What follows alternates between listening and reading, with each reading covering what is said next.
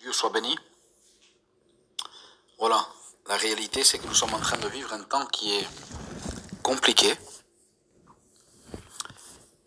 Et j'aimerais citer ce que la parole de Dieu nous enseigne et ne pas nous laisser dans l'ignorance par rapport à ce que nous sommes en train de vivre. La Bible dit ces paroles, Actes chapitre 14, verset 22. Il dit que les apôtres fortifièrent l'esprit des disciples et ils les exhortaient à persévérer dans la foi et disant que c'est par beaucoup de tribulations qu'il nous faut rentrer dans le royaume de Dieu. Et nous sommes conscients que nous sommes en train de vivre un temps, non pas de grandes tribulations, parce qu'il faut faire une différence entre quelques tribulations qu'on peut avoir sur la terre et la grande tribulation. Ça n'a rien à voir. Jean, au chapitre 16, verset 33, il dit « Vous aurez des tribulations dans le monde, mais prenez courage, j'ai vaincu le monde. » Ça veut dire que dans tout ce qui peut nous arriver ici-bas maintenant sur la terre, le Seigneur n'est pas dépourvu, il savait, il connaissait, rien ne le surprend. La Bible dira qu'il est sur son trône, il n'y a rien qui surprend Dieu. Dieu est au courant de tout. Dans ces temps-là, certains le voient comme une malédiction, d'autres le voient comme une bénédiction. Certains le voient comme un temps de persécution, de grande tribulation, d'autres le voient comme un temps de rafraîchissement et un temps de retour à Dieu. Voyez-vous, ces temps-là sont en train de nous donner un message et j'aimerais le positiver, ce temps que nous sommes en train de vivre. Parce que si le coronavirus est en train de détruire des vies dans leur corps, je pourrais dire que dans le spirituel, on n'a jamais vu autant de gens revenir au Seigneur. Nous n'avons jamais vu autant de conversions. Nous n'avons jamais vu autant les chrétiens prier, les serviteurs de Dieu jeûner, se tenir devant Dieu. Bien sûr que par rapport à la situation, par rapport à la crainte, par rapport à tout ce qu'on peut noter, mais nous voyons aussi que ces temps-là ont un message. Et les bénéfices du coronavirus, c'est qu'on n'a jamais vu un pays réalise maintenant, tous les pays réalisent maintenant l'importance de Dieu. Le peuple apprend à quitter les lieux publics. Tous les humains sont désormais égaux, à la même échelle. Nous voyons que face à ce problème-là, aucun pays n'est au-dessus de l'autre. Il ramène les gens à leur créateur. Ce problème-là du corona, il ferme les bars, les boîtes de nuit, les casinos, et pardonnez-moi l'expression, et même la prostitution. Il pousse les gens à prier plus que jamais. Il pousse à rester à la maison et à vivre une vie toute simple. Voyez-vous, en définitive, ça peut être un moyen aussi.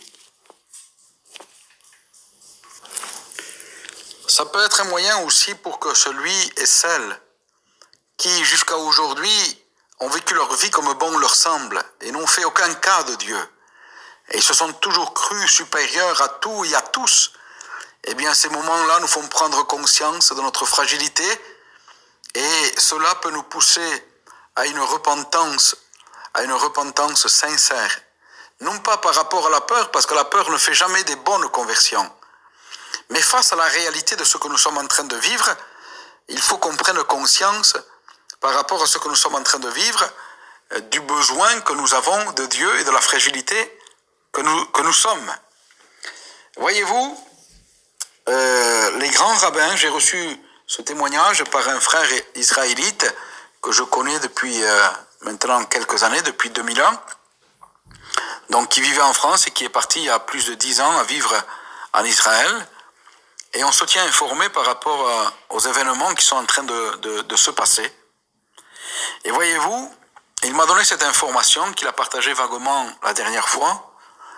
Il m'a dit que les rabbins, voyez-vous, les rabbins, les hommes pieux d'Israël, en ce moment-là, et vous savez que ils étudient la loi, la Torah, à la perfection. Et ils décryptent des messages. Et leur façon de lire n'est pas la même que la nôtre. Et voyez-vous, ils ont examiné cette portion de l'Écriture qui se trouve dans le livre des Lévitiques au chapitre 14 et au verset 1er, jusqu'au Lévitique 15 et au verset 33. Ils parlent de la purification et de la lèpre et de tout ce qui s'ensuit. Et voyez-vous, ils ont pris les Écritures et comme ils ont l'habitude d'étudier, donc ils enlèvent tout espace entre les lettres, ils enlèvent tous les chapitres, tous les versets, et ils lisent la Bible comme ceci. Et le texte de purification parle ainsi. Et ils donnent ce message. Ils ont trouvé les mots corona. Ils ont trouvé le mot virus. Ils ont trouvé le mot épidémie.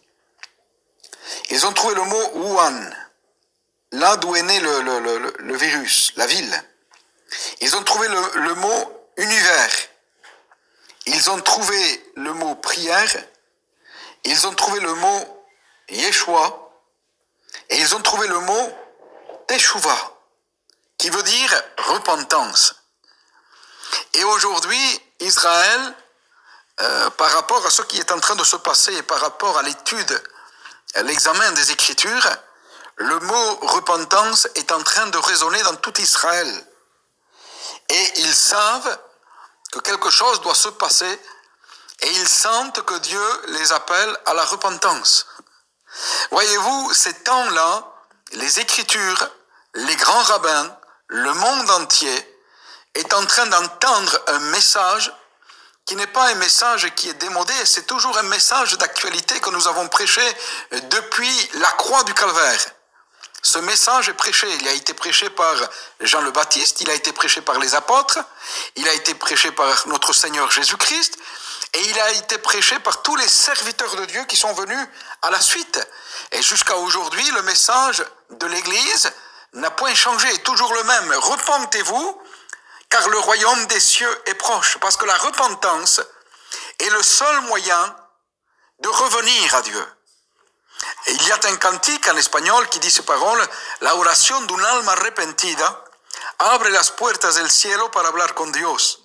Ça veut dire que la prière de quelqu'un qui se repent ouvre les portes du ciel pour parler avec Dieu.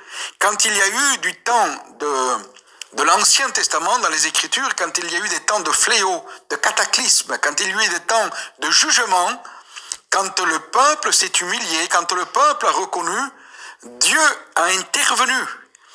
Et la repentance, c'est la même chose que l'humiliation. Et il dira, ce texte nous parle, que nous entendons souvent parler aujourd'hui dans le deuxième livre des Chroniques, au chapitre 7, et au verset 13, « Quand je fermerai le ciel et qu'il n'y aura point de pluie, quand j'ordonnerai aux sauterelles de consumer le pays, quand j'enverrai la peste parmi mon peuple, si mon peuple, sur qui est invoqué mon nom, s'humilie, prie et cherche ma face, s'il se détourne de ses mauvaises voies, je l'exaucerai des cieux, je lui pardonnerai son péché et je guérirai son pays. Mais premièrement, si mon peuple, sur qui est invoqué mon nom, s'humilie. S'humilier et se repentir, c'est la même chose. Et voyez-vous, nous sentons que Dieu appelle son peuple à la repentance. Nous sentons que la repentance est en train d'ouvrir le ciel. Dieu nous appelle à la repentance. Et non pas seulement, j'aimerais le dire, non pas seulement les pécheurs qui vivent sans Dieu, mais Dieu appelle aussi à la repentance son peuple. Il dira si mon peuple s'humilie. Ça n'a rien à voir avec les gens du dehors, ça veut dire les gens de l'intérieur. Et voyez-vous, si le chrétien qui est baptisé, ou peu importe, tous ceux qui se nomment chrétiens et qui vivent leur vie comme bon leur semble, et qui, jusqu'à aujourd'hui, ils ont eu une vie de cloche-pied, et qui ont vécu comme bon leur semble. Dieu nous appelle aussi à la repentance.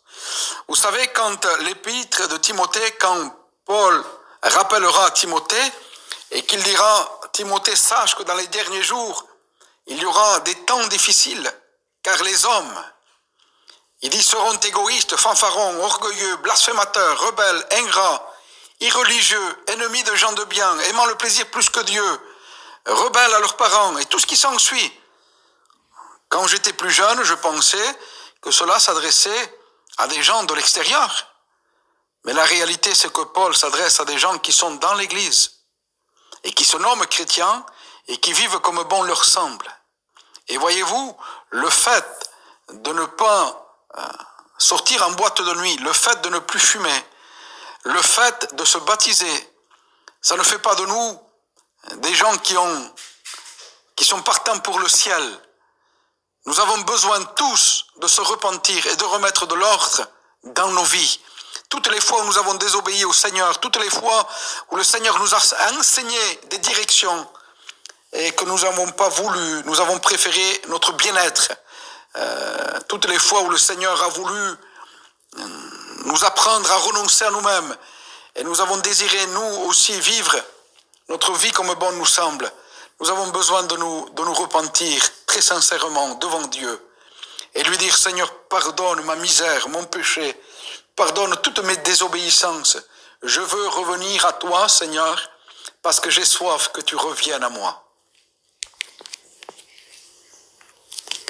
J'aimerais finir avec ce qu'une sœur a expérimenté aussi dans ces quelques jours. Cette sœur a écrit, et nous l'avons divulgué un petit peu partout, et j'aimerais vous le lire. Elle dit, dès le premier jour de confinement, mon cœur était sur le point d'exploser en larmes, et j'ai demandé à Dieu, pourquoi tout ça? La réponse fut, je vais souffler un vent d'appel à la repentance sur toute la terre avant de fermer définitivement la porte de mon royaume. Pourquoi l'Église, Seigneur? Et les mots qui suivent furent arrogance et orgueil, trop de péché. Je veux que mon peuple se sanctifie. Je veux que mon épouse soit sainte, pure et sans tache. Je reviens bientôt, mais j'attends encore certaines brebis perdues, car il y a encore des appelés, mais toutes ne répondront pas à cet appel. Vous priez pour votre corps, pour sauver vos vies, et vous ne priez pas pour le salut de votre âme. Votre vie ici-bas aurait-elle plus d'importance que le salut de vos âmes? Ne vous ai-je pas dit que celui qui voudra sauver sa vie la perdra? Ne vous ai-je pas enseigné quel était le jeûne auquel je prends plaisir? Et voyez-vous, toutes ces choses confirment ce message qui est en train de venir, et nous le sentons de plus en plus avec tous les serviteurs de Dieu, que Dieu appelle son peuple à la repentance. Et j'aimerais dire que ces temps-ci que nous sommes en train de vivre, voyez-vous, nous n'avons ce que nous n'avons pas pu faire pendant des années avec des messages, des prédications, des missions, des rassemblements, des séminaires et tout ce qui s'ensuit, en quelques jours, quand Dieu agit, voyez-vous, les âmes se sauvent, se tournent vers Dieu par centaines, par milliers, le rétrograde revient, celui qui marchait à cloche-pied remet de l'ordre, et le serviteur qui vivait un petit peu pour lui-même aussi essaye de se remettre en ordre avec le Seigneur, et il se remet en question. Et bien que tout cela produise un fruit qui serve seulement à la gloire de notre Sauveur, à son événement, à son retour, et à l'éternité pour lui dans le ciel de gloire. Que Dieu vous bénisse.